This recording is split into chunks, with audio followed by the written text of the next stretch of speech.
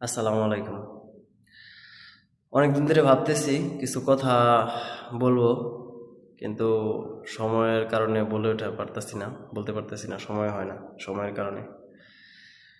তো আমার কিছু প্রশ্ন হচ্ছে, এই যে যে আপনার শেখ হাসিনা পালাইছে বা তাড়ায় দেওয়া হয়েছে, যাই হোক, শেখ হাসিনা তো এখন নাই, এটা সবচেয়ে বড় কথা, বাস্তবতা। কিন্তু শেখ হাসিনা যাওয়ার পরে আমরা কি পাইলাম ভাই? আমার প্রশ্ন হচ্ছে, আমরা কি পেলাম? মানুষ আছেন একজন পরিবর্তনের পরে কিছু পায়, আমরা সাধারণ মানুষ যারা আছি, সাধারণ মানুষ কি পাইছি? আমরা কি পাইছি? বহু মানুষ আছে, অনেক মানুষ আছে যারা বলে শেখ হাসিনাই ভালো ছিল, শেখ হাসিনার আমলেই ভালো ছিলাম। এগুলা কারা বলে এবং কেন বলে? কিছু প্রশ্ন আছে। প্রথমত, কারা বলে? যারা শেখ হাসিনার সাথে ছিল বা আওয়ামী লীগের নেতাকর্মী, তারা বলে না। এটা একেবারে নিম্ন পর্যায়ে আমজনতা, যারা দিনমজুর, রিক্সা চালক, দিন নাই না দিন খায়, যারা একদিন কাজ না করলে যাদের খাবার খাইতে কষ্ট হয়, বাড়িতে চলা চলে না, তারা এই কথা বলে। কারণ কোনো কিছুর পরিবর্তন হয় নাই কা।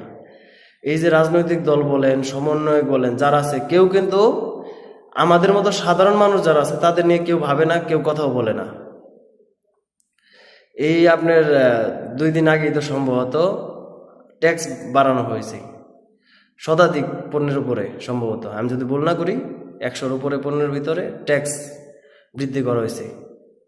কি কারণে বৃদ্ধি করা হয়েছে কেউ জানে না। কার জন্য বৃদ্ধি করা হইল, কারে জিজ্ঞেস করা হয়েছিল? আসলে তারা তো আমার ভোটে বা আপনার ভোটে, জনগণের কারো ভোটে নির্বাচিত না। তারা ম্যান্ডেট, কিসের ম্যান্ডেটের উপরে আসছে? সরকারটা, গভর্নমেন্টটা।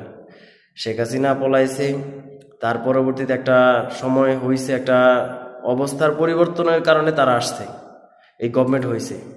সব দলের, সব মানুষের সমর্থন ছিল, ঠিক আছে, কিন্তু হুটহাট করে যে তারা সিদ্ধান্ত নেয়, কাউরে জিজ্ঞেস করা বা কারোর সাথে পরামর্শ করার প্রয়োজন বোধ মনে করে কিনা, এটা আমি আসলে আমার বোধগম্য মনে, আমি বুঝি না বিষয়টা, আমি নিজেই বুঝি না। এটা সবচেয়ে বড় কথা। এরকম অনেক প্রশ্ন আছে। আসলে যারা দিনমজুর, খেটে খাওয়া মানুষ, সাধারণ মানুষ যারা আছে, তারা নিরুপায়। কোথায় যাবে? যাওয়ার কোনো জায়গা নেই।